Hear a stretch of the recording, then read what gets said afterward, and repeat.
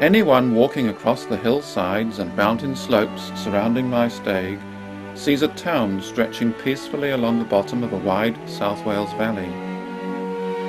Barely 200 years ago, they would have looked down upon a small collection of farms, knowing nothing of the ironworks, tin plate factory, and the coal mines yet to come. But it is the works and the collieries that gave rise to most of what stands before us today, and now that they have gone again, leaving the town and its neighbouring villages with little to show that they ever existed, the mountain slopes are green once more, and the river Llinvi runs clean and pure.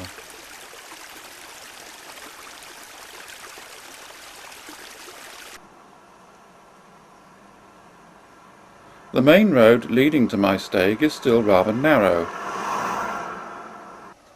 and the one surviving railway line runs quietly through woodland, joining the town of Bridgend 8 miles away. The steep sides of the mountains that surround Maesteg provide a route for 2 other roads into and out of the Llinvi Valley, running down Cummer Road into Caira and Neath Road into the town centre.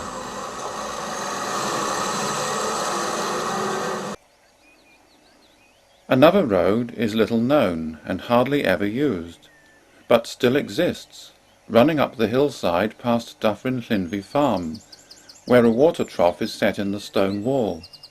This is the old parish road reputedly taken by General Sir Thomas Picton in 1815, when he travelled from Carmarthen on his way to the Battle of Waterloo. Dyffryn Llinvi is one of the oldest farms in the valley, facing, as all the old farmhouses do, towards the distant village of Llangynoed.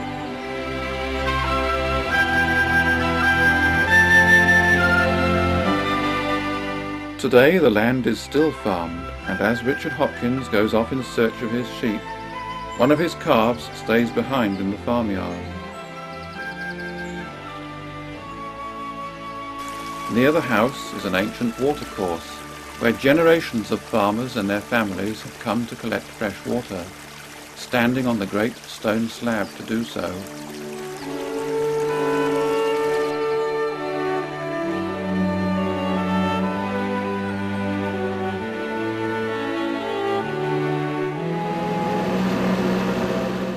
On the neighbouring farm, Lynn Hopkins spends a summer's afternoon baling the hay, providing winter feed for his animals. In the distance, at the bottom end of the Llinvi Valley, the church of St. Cynoed in the ancient hilltop village of Llangynoed has withstood the changing seasons for hundreds of years. From the bitterly cold winter gales sweeping across the Margam mountain to the hot days of summer when the churchyard resounds to the pealing of bells for a marriage ceremony. Over many centuries of change, certain customs never alter.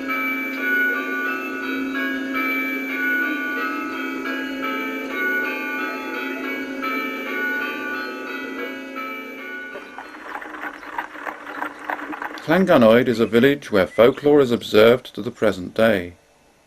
The inn sign of the corner house pub depicts Will Hopkin, a local craftsman and ballad singer, whose romantic attachment to Anne Thomas, the maid of Kevin Udver, was forbidden by her family. It was one of those doomed 18th century romances, and every villager still knows that Anne Thomas died of a broken heart.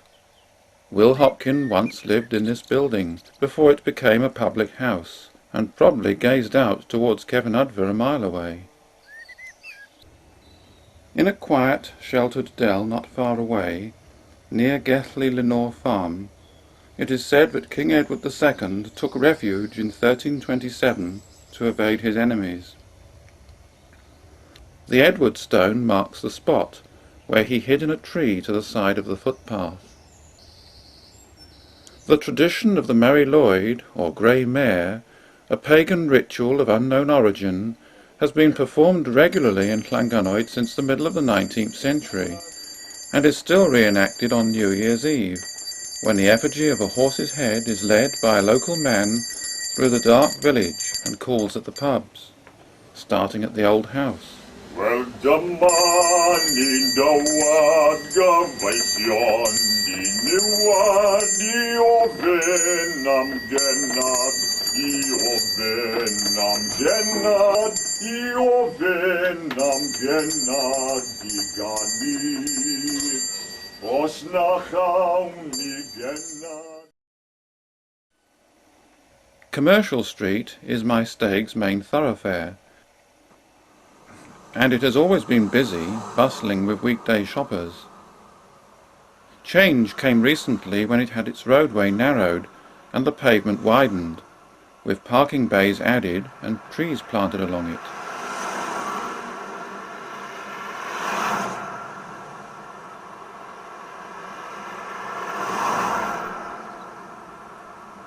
Many of the buildings have been improved too, with the help of grants. And the work goes on. The old tubular steel footbridge crossing the river at the end of Place Neuve Street is being dismantled bit by bit, and its framework removed to make way for a new bridge which will be fitted in its place.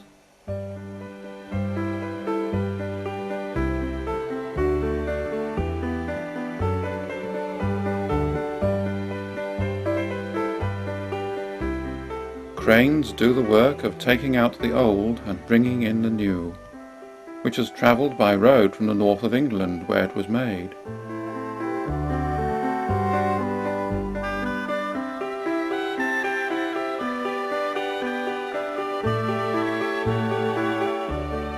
It is a case of subtle improvement, so the town centre looks much better without seeming noticeably different.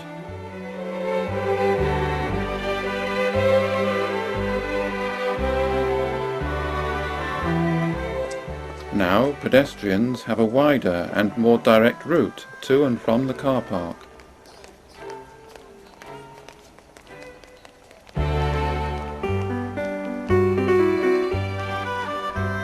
The council offices in Talbot Street have been scrubbed clean as part of the improvement process,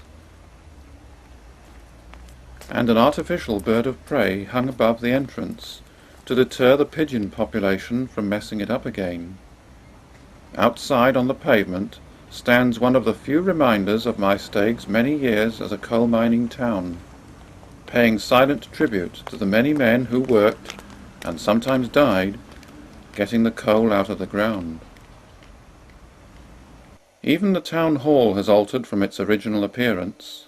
This is how it looked when it was first built, with wide steps leading up to its Victorian frontage. Then it was changed to its present form, with its tall square facade dominating the lower end of Talbot Street. It was run for many years by the local borough council, and has staged a good many shows like this junior operatic performance from the 1960s of Gilbert and Sullivan's The Pirates of Penzance.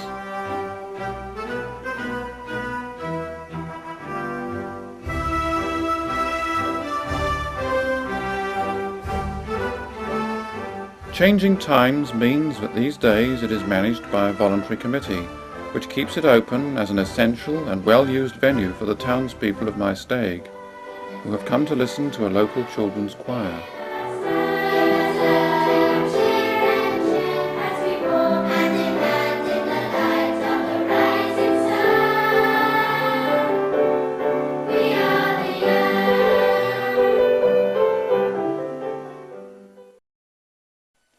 If the valley once existed in peace and solitude, with the grazing sheep on its hillside outnumbering its inhabitants, great change was wrought upon it by the process of industrialization, which began quietly enough with small extractions of iron ore from outcrops on the mountain slopes, and the similarly scattered mining of coal.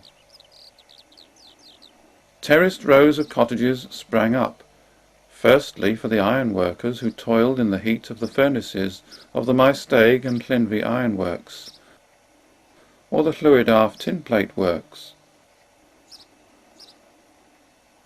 and then for the miners who came to work deep underground at the collieries.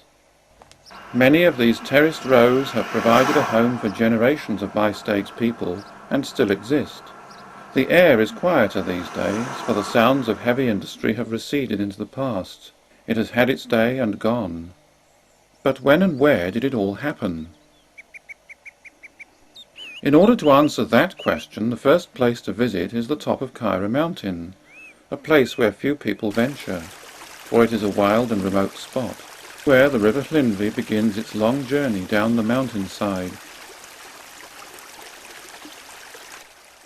until it reaches the floor of the valley, before continuing on its way to the coast. This is the essential element for all of mankind's endeavours. There must be a plentiful supply of water, and here it is, rushing through the centre of town beneath Talbot Street after heavy rainfall. But if the river still flows, what has become of all the industry it fed? So much of it has disappeared, but it is almost impossible to tell where everything was. The Maesteg ironworks, which began operating in 1828, stood between South Parade and Crown Road, and iron ore was quarried nearby. It is now more than 50 years since the old ironworks bridge was taken down in Castle Street.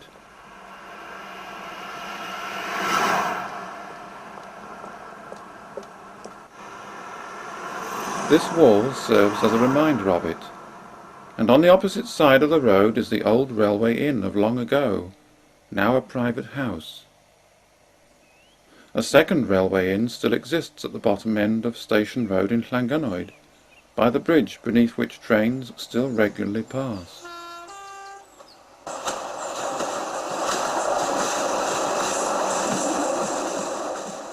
Maesteg Sports Centre is built around the remnants of the Llinvi ironworks, which came 10 years after the first ironworks. It was started up by a partnership which included James Allen of Neath, who already had a lease on land between Nantyfallon and Kyra, where he had built a works for the production of zinc, known as spelter, a name which became synonymous with the area. The new ironworks was constructed on land at Nantycronoid Farm, seen here as a derelict ruin near the site of the leisure centre. In fact, part of the centre is situated in the old engine house, and the base of one of its blast furnaces stands nearby, a silent monument to Maesteg's formative years. The two furnaces of the Garth ironworks were lit, or blown in 1847. A third furnace never got going properly before the company went bankrupt just a few years later. The site where the works once stood was turned into playing fields.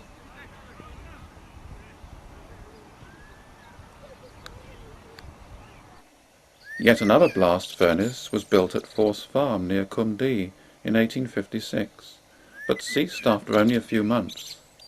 The Llywydarth tinplate works, however, which stood on the site now occupied by Park View, ran for the last 3 decades of the 19th century, and employed up to 500 people at its height, many of whom lived nearby.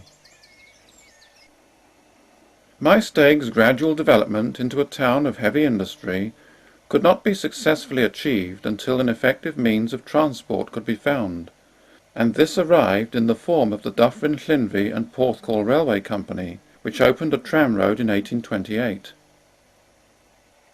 It ran from the Spelters site not far from the end of Herman Road in Kyra, and wound its way onwards, maintaining a gradual downhill gradient, passing through Nantyfallon, along a route which is now merely a series of back lanes, and open ground, before travelling down Commercial Street and following the road out from the town centre along what used to be called Rock Street, before continuing on its way down the valley towards its destination at Porthcawl Docks. The tramroad ran until 1855, when an Act of Parliament was passed to construct a steam railway that would run from Maesteg to Bridgend and Porthcawl along a somewhat different route from that of the tram. The Great Western Railway took control of the line in 1873, and for many years a passenger service ran up the valley, seen here approaching Garth Station in the 1960s, before making its way up to Kyra, and beyond that, connected by tunnels, the Avon Valley and eventually the Rhondda.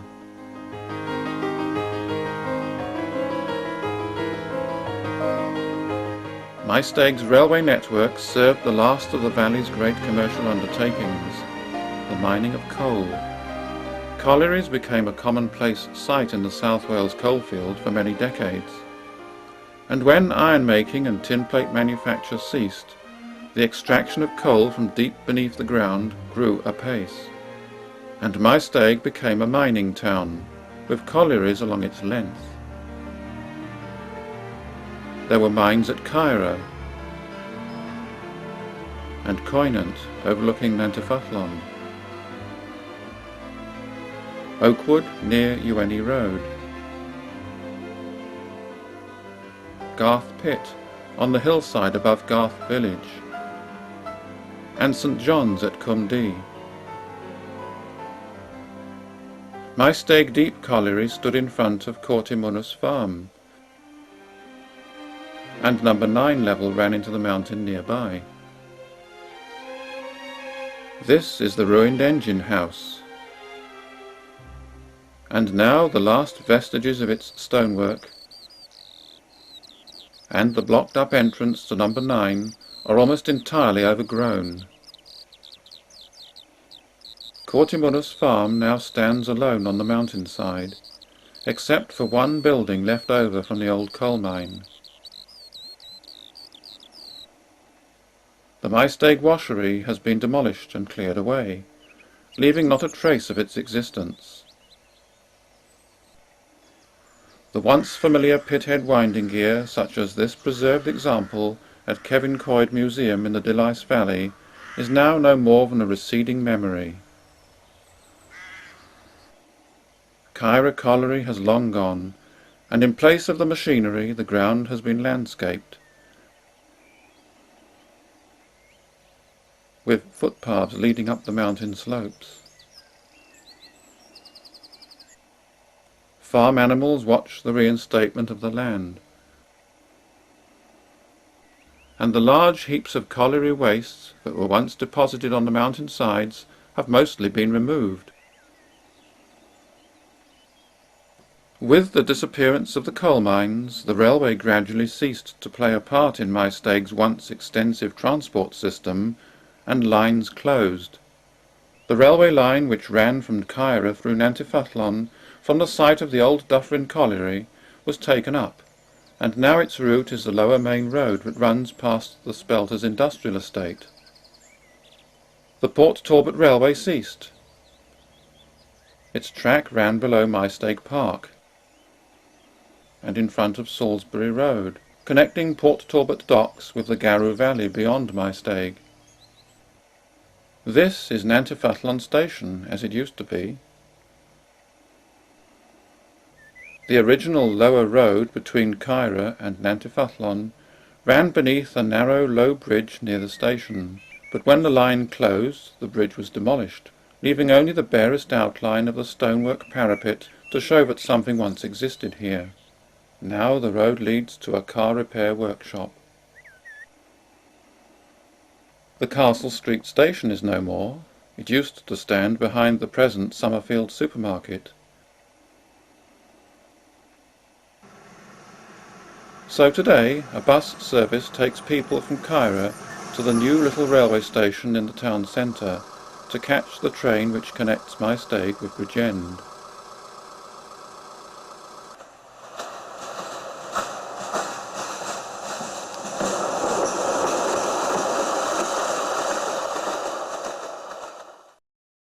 Long before Maesteg came into existence, the nearest place of worship was the parish church in Llangynoed.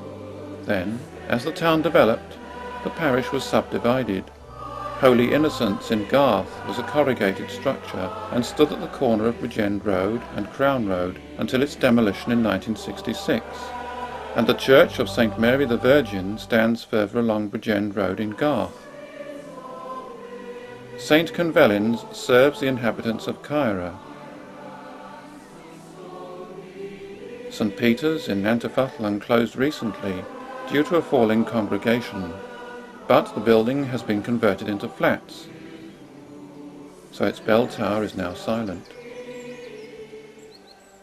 But the industrial workers and their families, who soon formed the majority of the population, were predominantly nonconformist in their religious beliefs, and chapels rapidly appeared up and down the length of the valley, serving the English as well as the Welsh-speaking.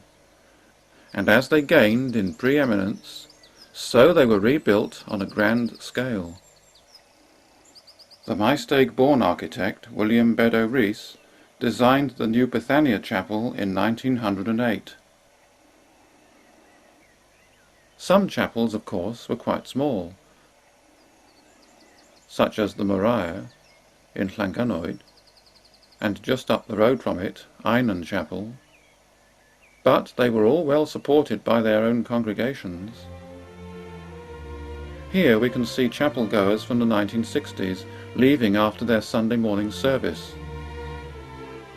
And each chapel was very much the centre of social activity, providing much more than simply a place of worship.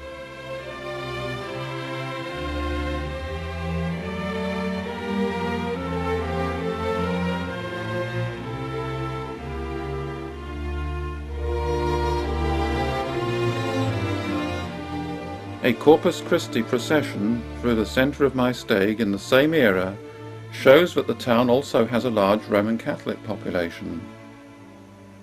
There are many families of Irish descent in the valley, the first of whom came to work on the land in the early 1800s, followed in later years by their fellow countrymen who arrived to work in the iron foundries and coal mines.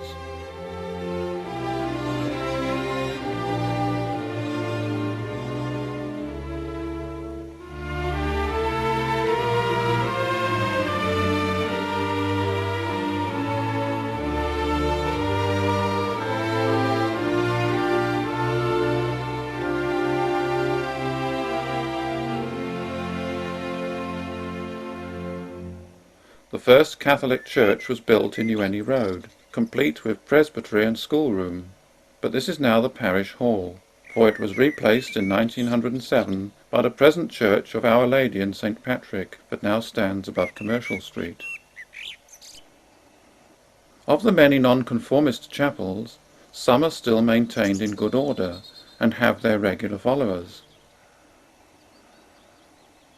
But many others have sadly fallen into neglect and decay, as fewer people attend these days. Broken and boarded up windows tell their own sorry tale. But the buildings themselves are, in many instances, saved and given a new lease of life. This is the old Noddler Chapel in Caira, now used for a community project. Silo Chapel in Nantafathlon is being converted into flats.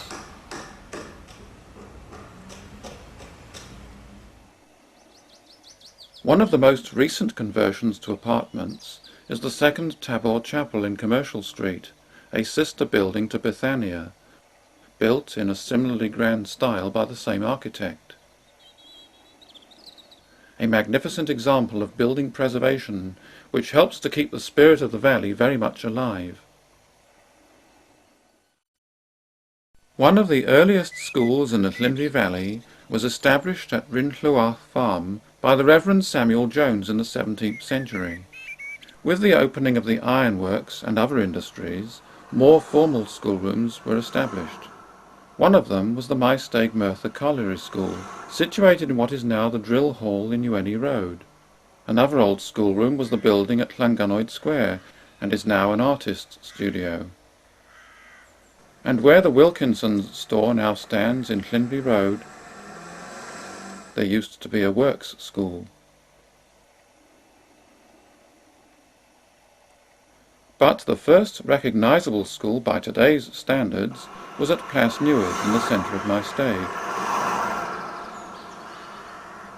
where the engraved stonework still refers to the school board. Its infant and junior schools have now been combined into one. Blind Kyra School was built in 1906 and still occupies the same site at the top end of Kyra.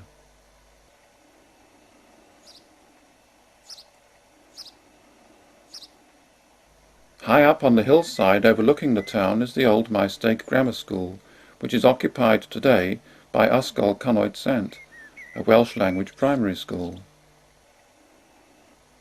And the old secondary modern at Llwynderw is now the lower school for Maesteg Comprehensive, the upper school being the comparatively new buildings in Llanganoed. It was on the old grammar school's playing field, situated above the school buildings on top of the hill, and now just a piece of open ground, that an RAF training aircraft crash-landed at the end of the Second World War.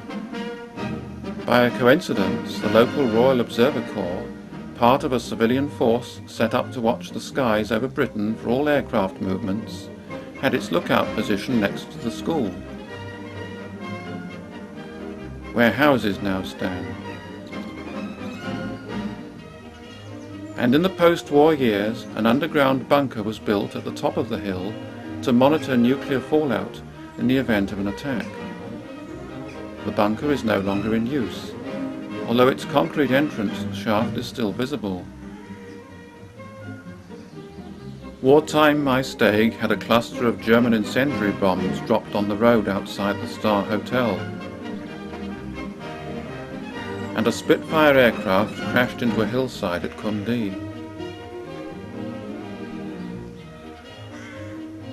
The town's war memorial remembers all the local men who lost their lives in the service of their country.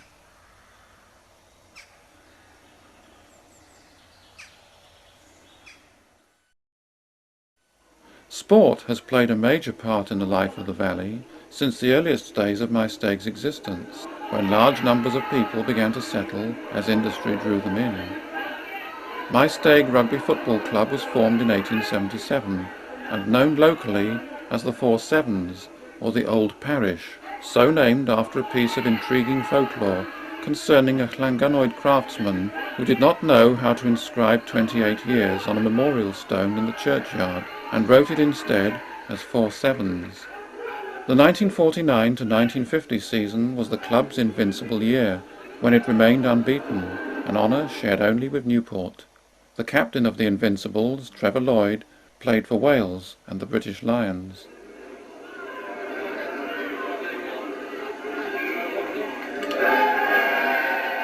Today, Maesteg is playing at home to Ebbw Vale, and its ground stands on the site of the Llynfi Ironworks. Rugby is also played on the old derelict Garth Ironworks land, which was levelled off and turned into a sports field in 1926, and where Maesteg Celtic now has its clubhouse. In 1958 the team distinguished itself by winning the Silver Ball competition.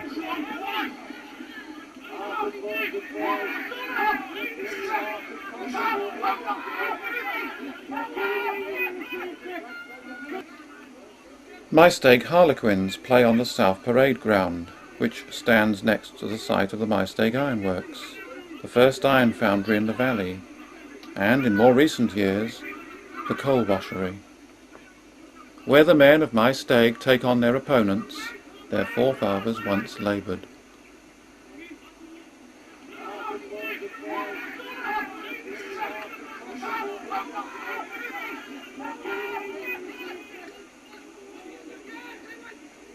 And it was on the oldest industrial site, where the Spelter Works was situated, that rugby was first played in Nantyffyllon over 100 years ago.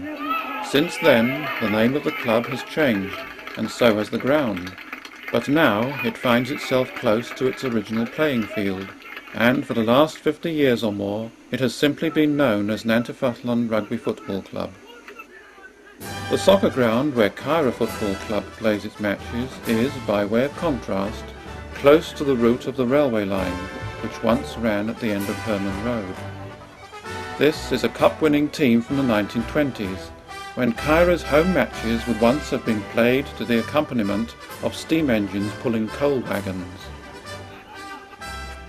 There were more cup winners in the late 1930s.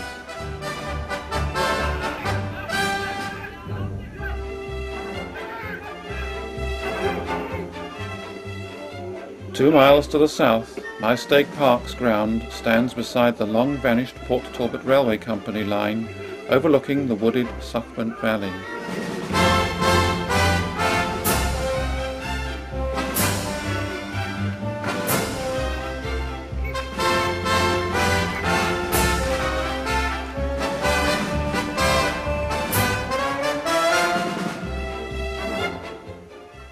The recreation ground in Llangynoed, where its own football team, Llangynoed Rangers, plays its games, is some distance from its first ground, for at one time it played on a field, now occupied by Maesteg Comprehensive's upper school. And it was the usual practice for its team to carry the goalposts from their clubhouse behind the old village schoolroom, which had by then become St. Stephen's Church, along the main road past the shops and the petrol filling station, although in those days the road looked a little different, more like this.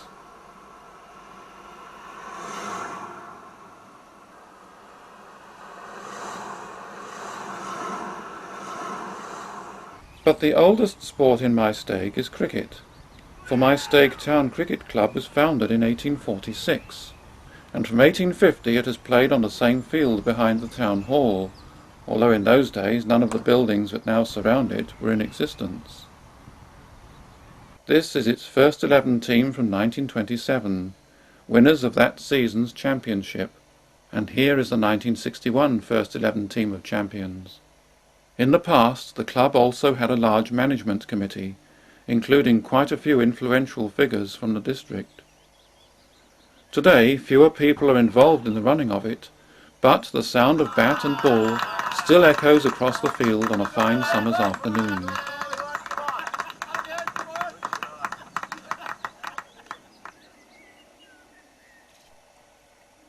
As it does on the Maesteg Celtic ground in Garth, beside the rugby field. Here, cricket teams have also played for years and won notable honours in championship matches. This is the 1963 team, standing in front of their old pavilion. And today, a peaceful afternoon is spent enjoying the pleasure of an age-old sport.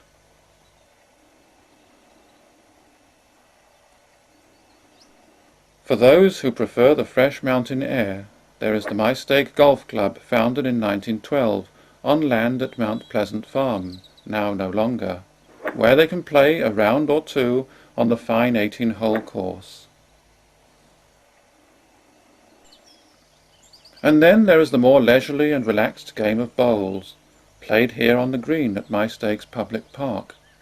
Not one of the big tournaments today, but a match between friends.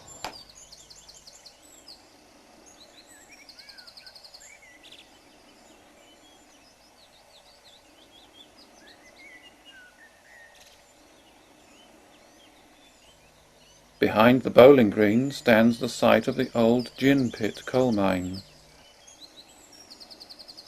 and the curious amphitheatre, once the scene of open-air concerts.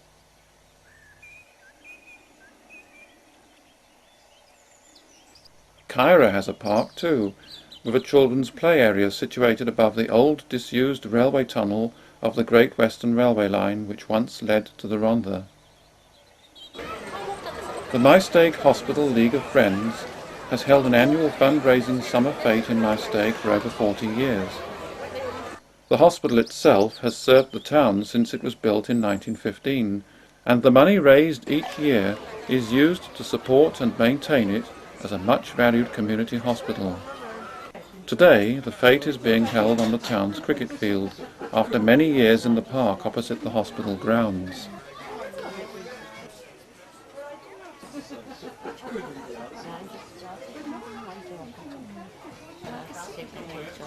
Apart from the usual array of stalls in the marquee, there are rides and amusements for children.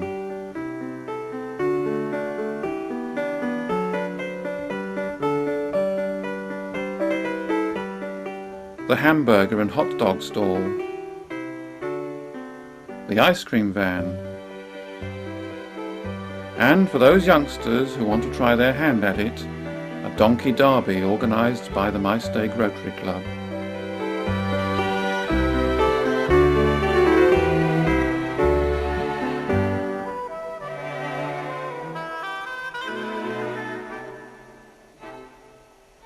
Altogether, it is a good afternoon of fun and entertainment for the whole family.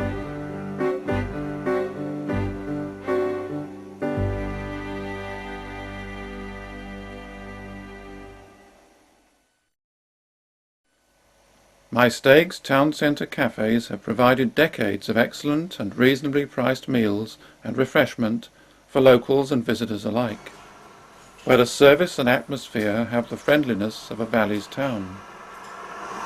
The Imperial Cafe in Commercial Street still has its original dumbwaiter apparatus, sending meals up from the kitchen below.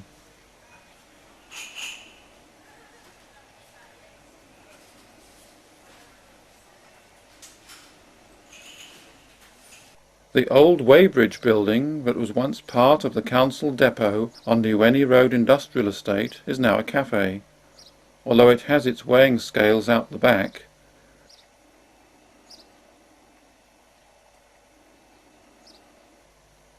And the Weybridge is still set in the road outside.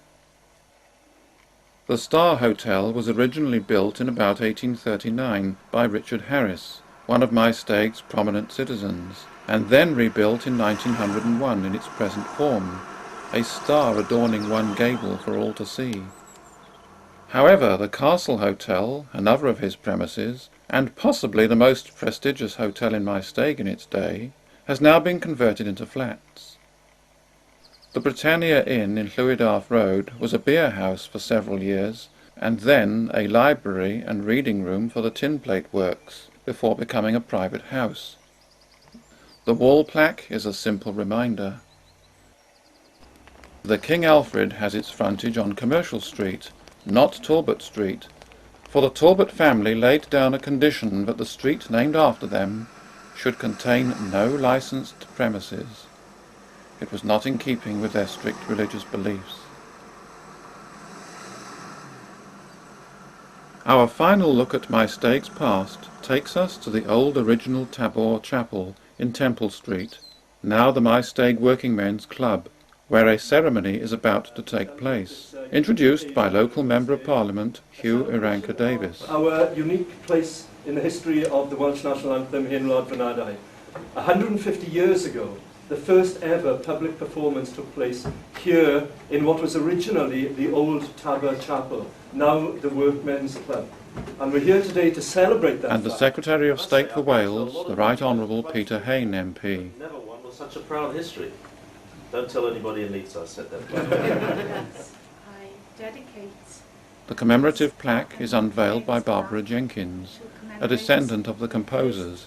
Public performance of our anthem in Fynadau.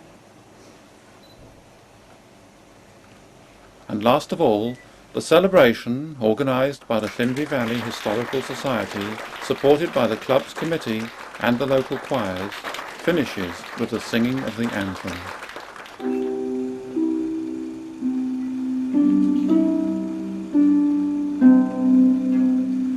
My in Glasgow